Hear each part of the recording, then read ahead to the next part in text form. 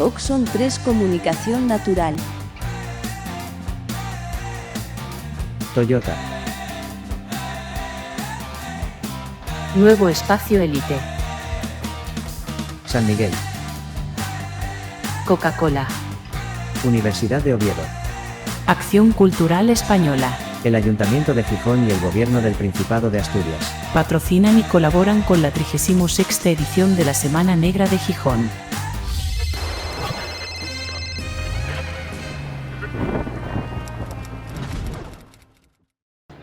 Buenas tardes. Vamos a empezar ya porque me dicen que vamos con el tiempo comprimido y así vamos a ir al grano. Muchísimas gracias un año más a la organización de la Semana Negra por confiar en nosotros y por darnos la oportunidad de poder estar de nuevo delante de todos ustedes explicando esas historias de la mala vida que nos nutren, en mi caso, una parte de mí, las noticias, y en otra parte de mí, mis novelas. Hoy me toca presentar a un personaje muy destacado, muy importante, a un buen amigo mío, que ha pasado un periplo personal verdaderamente terrible, ¿no?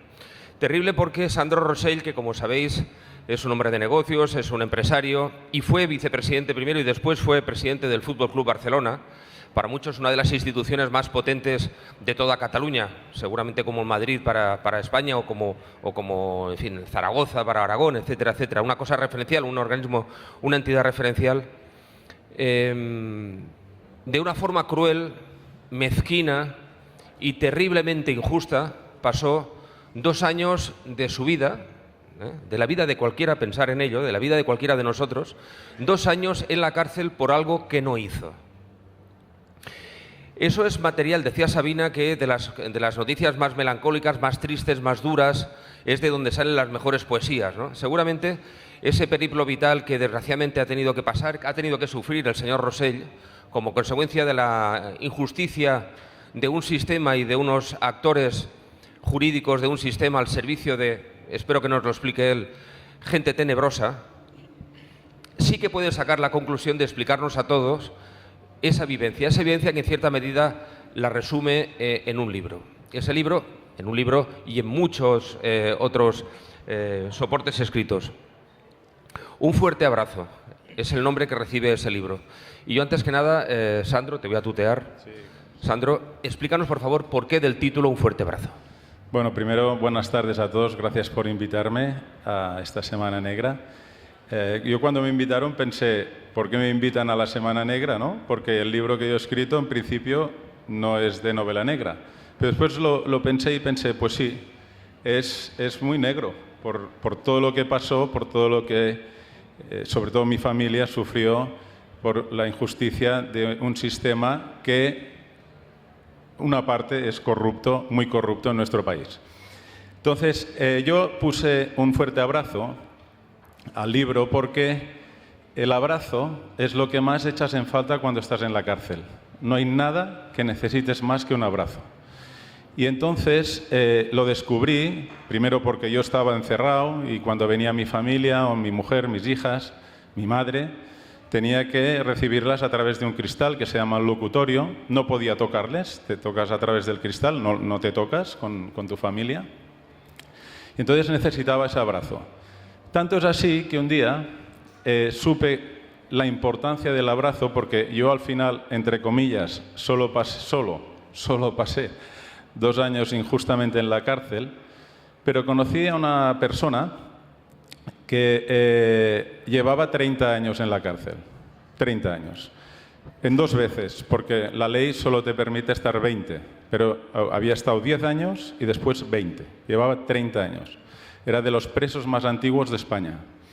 Y entonces nos conocimos, porque coincidió en el sitio donde yo estaba, y yo le pregunté, oye, ¿cómo puede ser que lleves 30 años? Y entonces él me contó su historia, que os la voy a contar, porque es muy interesante. Entonces él me contó que él venía de un pueblecito de los Pirineos, y entonces en su casa pues tenían problemas, etcétera. Lo que pasa normalmente en gente pues, que se tira a la delincuencia.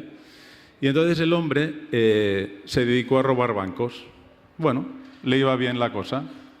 Entonces empezó a robar el Banco del Pueblo, pero después, ya cuando estaba robado el Banco del Pueblo, pues fue al pueblo de al lado y fue incrementando.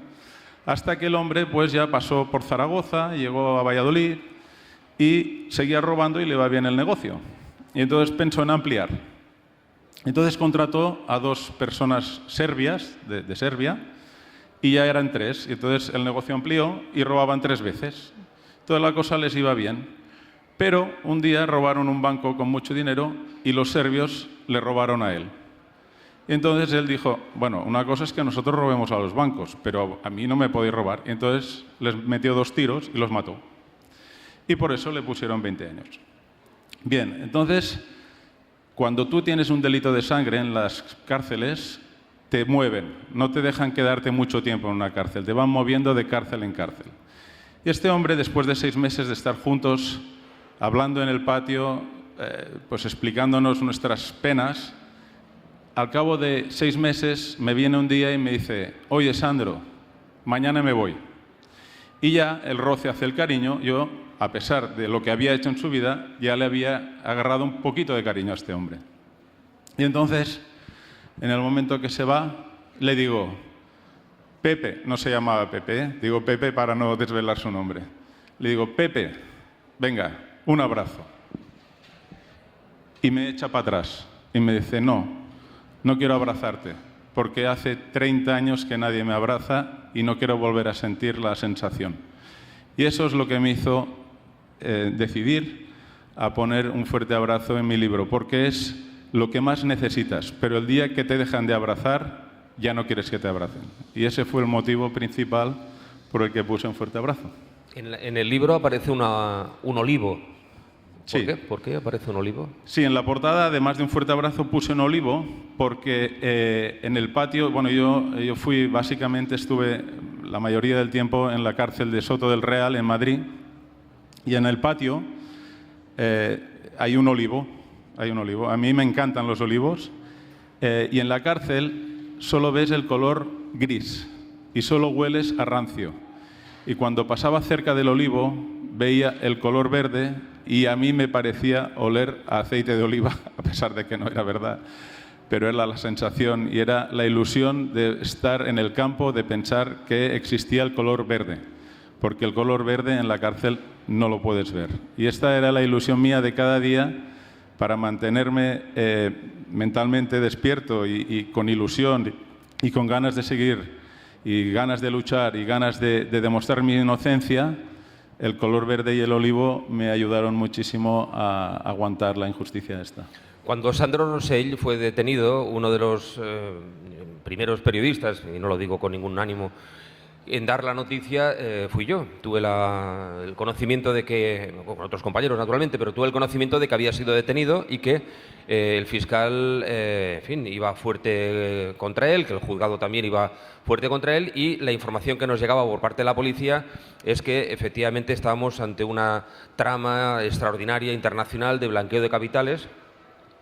De blanqueo de capitales que, como sabéis, para que exista blanqueo tiene que existir un delito antecedente. Es decir, hay un delito, por ejemplo, el de narcotráfico, que genera un dinero que se blanquea, que se introduce en el circuito legal. Por lo tanto, el delito antecedente que se le atribuía al señor Rosell era un delito derivado de la corrupción. Y entonces, yo no soy jurista, pero hace 30 años que me dedico a la información judicial, y cuando llegó a mis manos, una vez este señor ya estaba en prisión preventiva, con titulares a 5 columnas diciendo que era un malo malísimo, un corrupto corruptísimo y que había hecho barbaridades, llegó a mi poder el sumario y empecé a leer el sumario. Y de la lectura del sumario, alguien lego en materia jurídica como yo, por bien que he ido a centenares de juicios y que llevo mucho tiempo en los tribunales, pero no soy licenciado en Derecho, me di cuenta de una cuestión que es una cuestión de cajón. Es decir, la entidad a la que se suponía, lo voy a decir de una forma muy llana, el señor Rosell y otros habían robado 10 millones o unos montón de millones de euros para llevárselos a Andorra y guardárselos y montarse un guateque, esa entidad decía y repetía 40.000 veces, esa entidad era la Confederación de Fútbol de Brasil, ¿no? Decía que esos 10 millones no le faltaban, es decir, que los tenía ahí, es decir, que no le habían robado, no les faltaba, era mentira que tuviera 10 millones menos. Por lo tanto, ¿en base a qué criterio de sentido común tú te empecinas en decir que este señor ha robado a este señor, fulanito ha robado a menganito, si menganito dice que no ha sido robado y que el dinero lo tiene. Por lo tanto, desde el primer momento yo no le conocía de nada, no me dejará mentir, no le conocía de nada y no tenía simpatía especial ni antipatía especial por él, pero sin embargo vi que aquí chirriaba un poco el asunto. Y empezamos a publicar en los medios en los que estuve trabajando, en La Sexta, después en Antena 3, en el diario El Taquígrafo, informaciones poniendo en duda la versión oficial, la versión que pesa. Y me di cuenta que la versión que pesa, Sandro, es decir, lo que dicen policías, jueces y fiscales, a veces lo elevamos a la palabra de Dios, te alabamos Señor. Es decir, como lo dice la policía, es así. Como acusa el fiscal, es así, ¿no? Y en su caso, en el caso de Dolores Baninkoff, de Dolores Vázquez, el caso Baninkoff, el caso de Sandro Rosell Sangrante, vemos que a veces el sistema se equivoca o está pervertido. Yo quisiera que nos explicaras lo más brevemente posible, que nos explicaras por qué entras en prisión, por qué se te detiene y sobre todo que nos expliques el momento de la detención. Quizás sí podamos entender exactamente cómo después se produce la libertad. Sobre todo que aparece en un bolsillo de una chaqueta tuya en el registro, cuando tenga su momento. Bueno,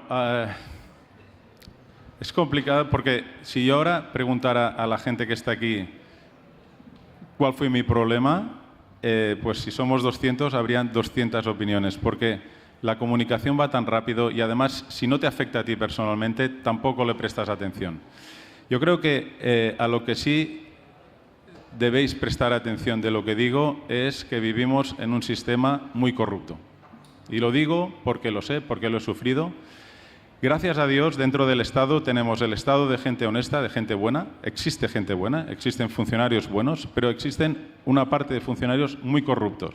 En el momento que comisarios, fiscales y jueces son corruptos, estás muerto, estás perdido. Porque son los que interpretan, aplican la ley y si encima han cobrado para hacer algo mal, pues estás muerto. Pero en mi caso, y además es un tema que no es fácil hablar cuando estás fuera de Cataluña, pero lo voy a hablar porque no tengo ningún problema. A mí me pusieron en la cárcel por haber sido presidente del Barça, porque me metieron dentro de lo que empezó a ser la persecución de los independentistas catalanes. Como el presidente del Barça tiene un micrófono muy potente en Cataluña, en España, en Europa, en el mundo, pues fui una de las personas que la parte corrupta del Estado que empezó a investigar los catalanes independentistas me pusieron en la lista. Y entonces, una vez me pusieron en la lista, ya no me quisieron sacar. Hubo informes que eran informes no pedidos por jueces, o sea que fue la policía que los inició por órdenes políticas y no judiciales.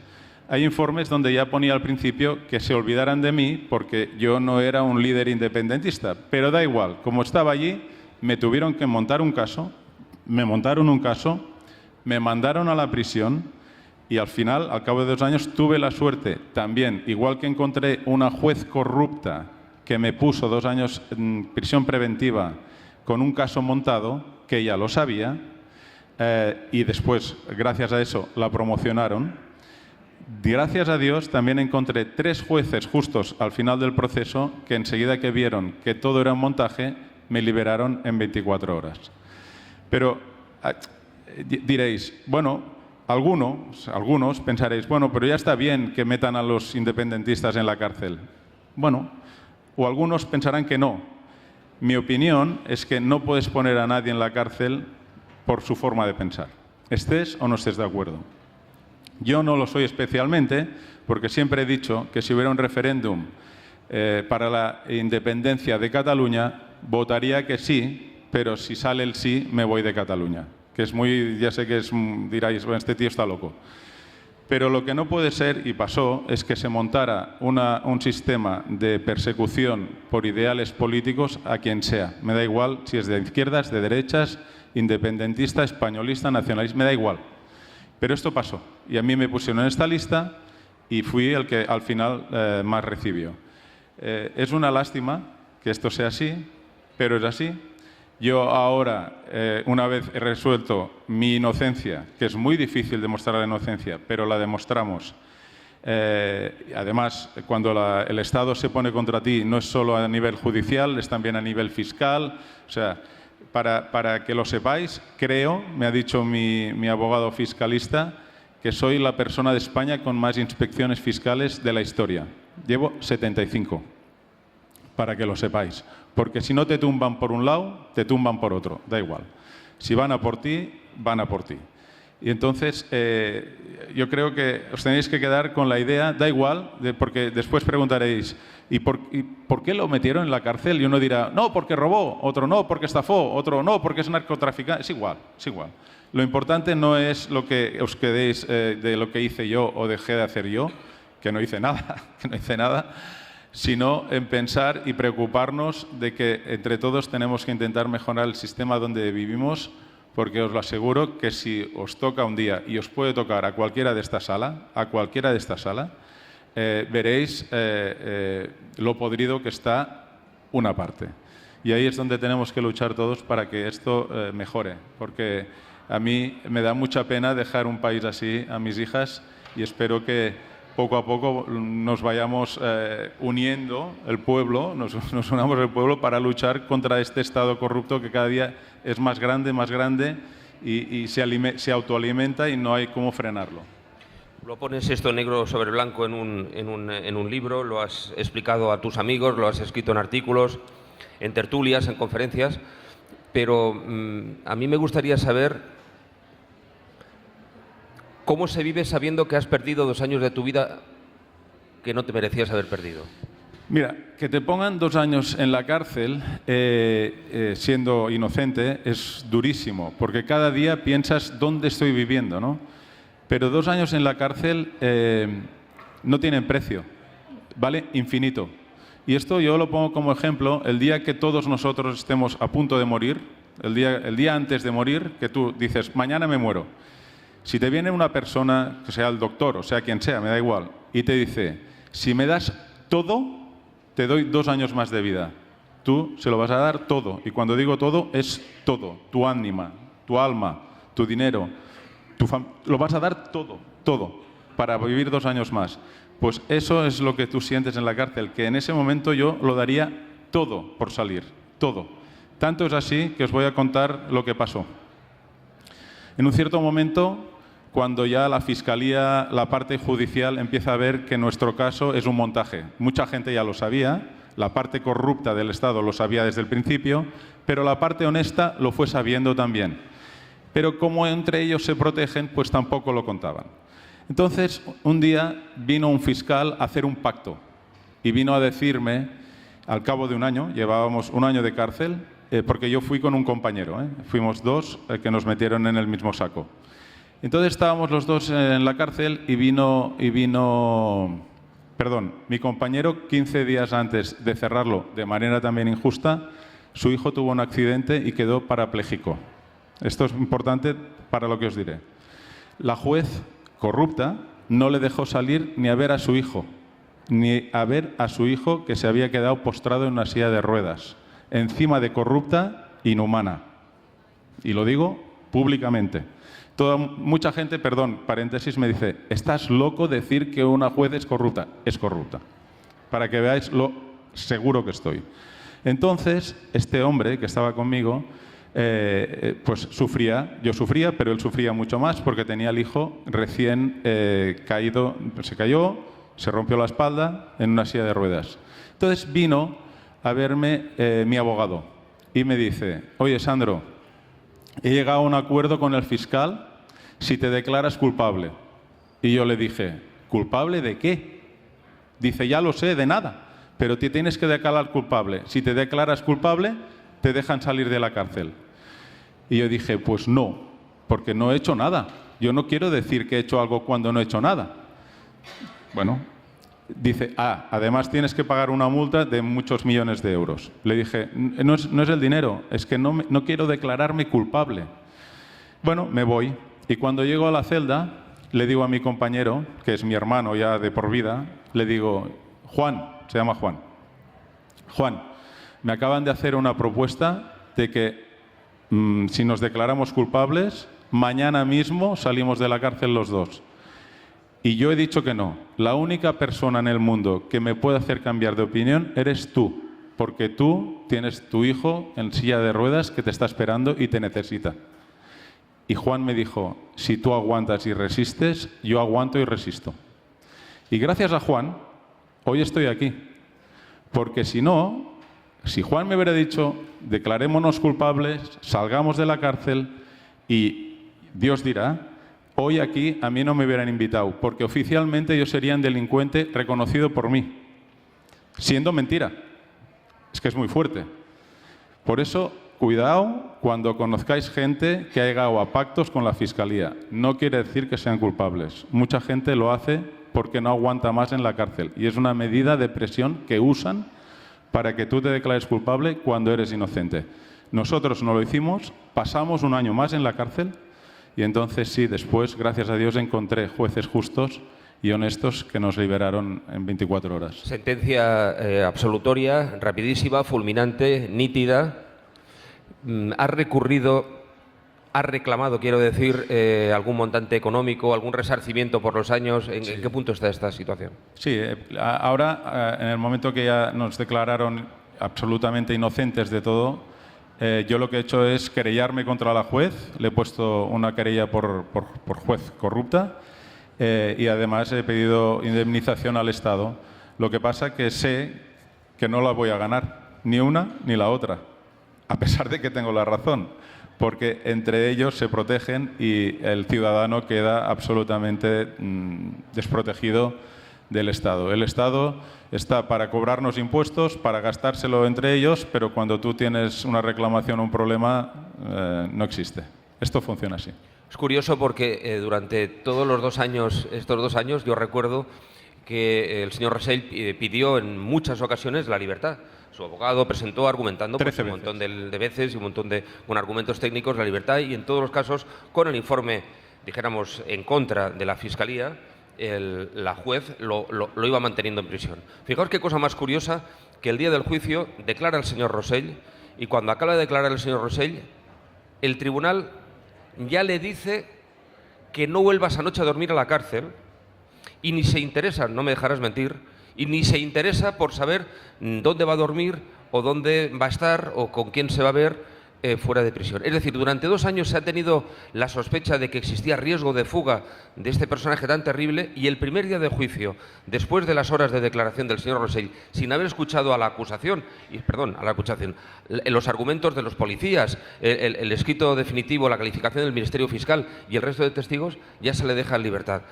Cuando tuvimos conocimiento los periodistas de esto, nos dimos cuenta de que algo había sucio, es decir, ni siquiera se guardaron las formas para disimular, porque se podía haber esperado a acabar el juicio, se hace una sentencia, se le deja en libertad y se corre un tupido velo. No, yo creo que los propios miembros del tribunal sintieron vergüenza por la situación vivida, sufrida, quería decir padecida en catalán, sufrida por el señor Rosell, y lo dejaron en libertad en una situación inaudita. ¿Cómo lo viviste esto? Bueno, yo lo que puedo decir es que mi abogado me dijo que llevaba 40 años de profesión, mi abogado me dice es la primera vez en la vida que veo que cuando declara un preso en prisión preventiva en el juicio, lo sueltan, le dicen que se vaya a casa y que un poco, sin decirlo, perdone usted y váyase usted a casa, porque tuve la suerte, insisto, de tener 3 jueces justos, ¿no? Bueno, yo os lo había dicho al principio, que yo cuando me dijeron de venir en Novela Negra, vine aquí y pensé, bueno, no vendré si mi novela mi libro es un libro de mi experiencia en la cárcel, de todo lo que pasó en la cárcel, pero después de lo que os he contado, como veis, sí que tiene un poco de novela negra. Que no es el primer libro que escribes. No es el primer libro. ¿Y el primero fue? El primero fue Bienvenido al mundo real, pero hablaba de marketing deportivo, es otra historia, y del Barça. Que no es un mundo real a veces. No es real, no, pero hablaba de otra cosa. Pero esto fue en el 2006. Vamos a acabar. ¿Qué te dicen las palabras rencor y qué te dice la palabra venganza? Bueno, mira, mucha gente me dice, hombre Sandro, y ahora que estás en libertad, olvídate, no tengas rencor, no tengas venganza. Bueno, yo no es que sienta rencor y sienta venganza, pero sí que quiero justicia.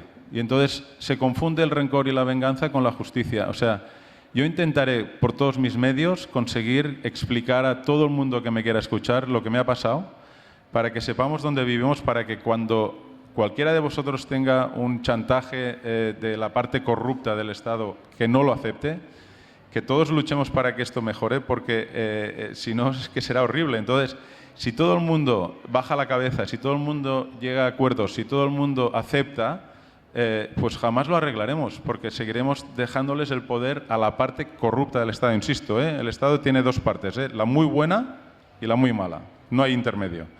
Entonces, si le quieres llamar rencor, pues rencor, llámale como quieras. Si le quieres llamar venganza, pues también.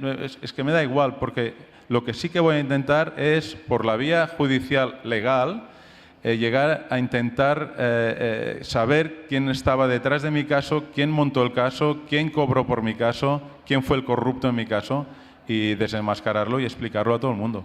Entonces, me ha quedado una pregunta por hacer, si tenemos tiempo.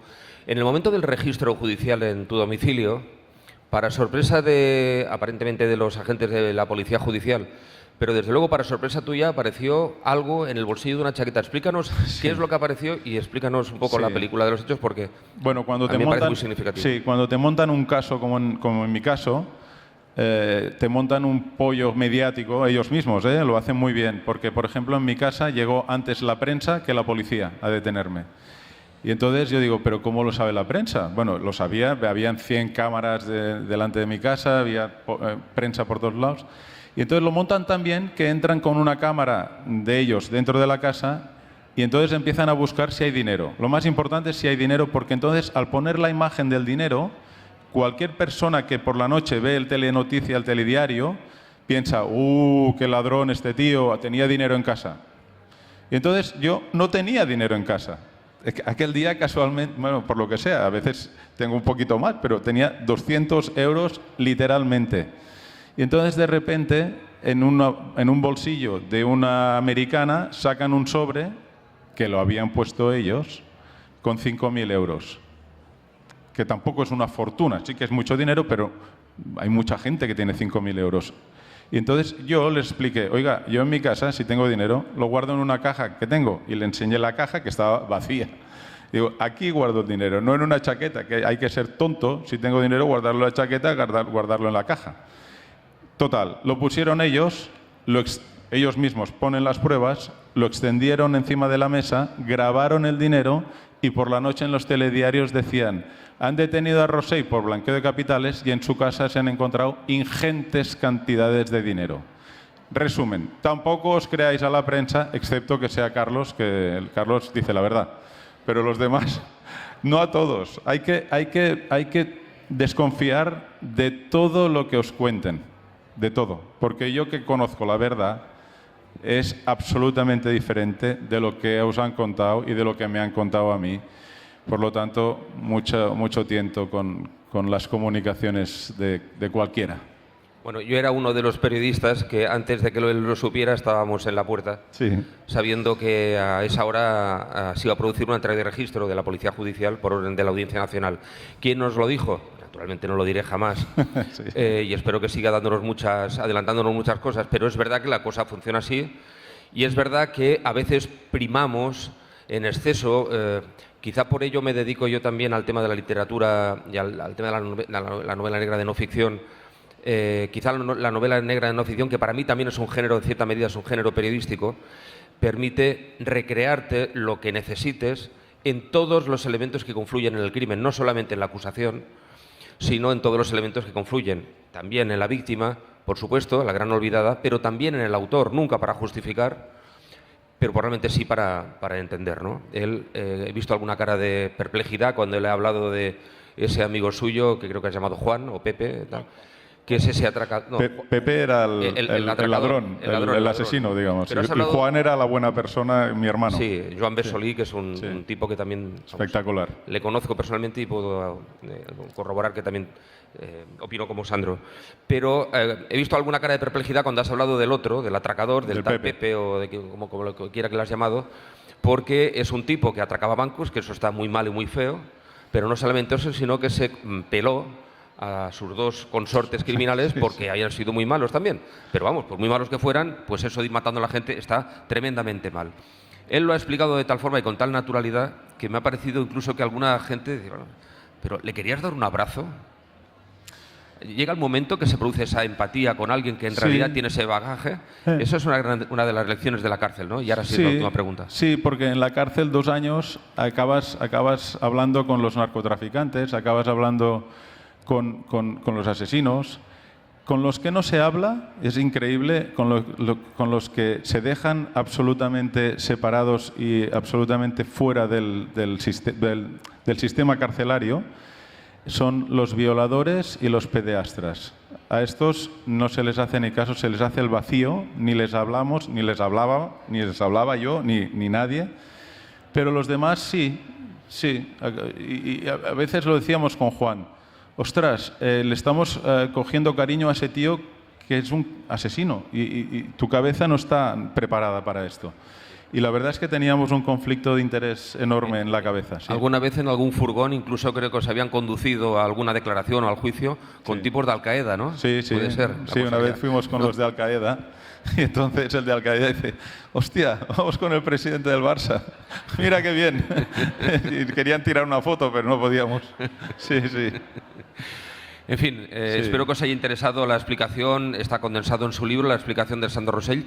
Quiero destacar la valentía y la sinceridad de quien explica esto como lo explica, pudiendo estar, en fin, intentando pasar detrás de la cortina un tupido velo, vuelvo a repetir. Antes de terminar, que no me quiero nunca olvidar cuando estoy hablando de mi tema, de mi caso, de mi libro, como aquel, es siempre recordar que hubo una persona que me ayudó mucho, bueno, aparte de mi familia, por supuesto, mi mujer, mi madre, mis hijas, mi padre, mis hermanos, por supuesto. Pero una persona que yo no conocía, que me ayudó muchísimo a soportar estos 2 años y a sobreponerme, que fue el padre Paulino, que fue el cura de la cárcel de Soto del Real, que lleva 23 años ayudando a la gente a cambio de nada, que es la persona más buena que he conocido en mi vida y que él, gracias a la fe, me ayudó muchísimo a aguantar los 2 años, a mí y a Joan y a muchísima gente que sigue aguantando, porque cada día de su vida va a ayudar a la gente que no tiene nada. Y es un fuera de serie, y siempre no quiero acabar las palabras sin recordar al padre Paulino, que es un fuera de serie. Por favor, un fuerte aplauso para el señor Sandro Rosell. Gracias.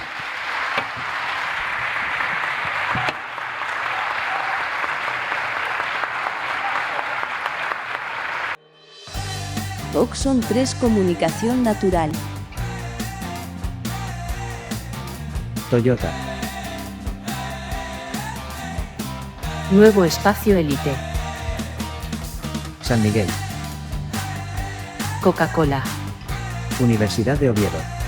Acción Cultural Española. El Ayuntamiento de Gijón y el Gobierno del Principado de Asturias. Patrocinan y colaboran con la 36ª edición de la Semana Negra de Gijón.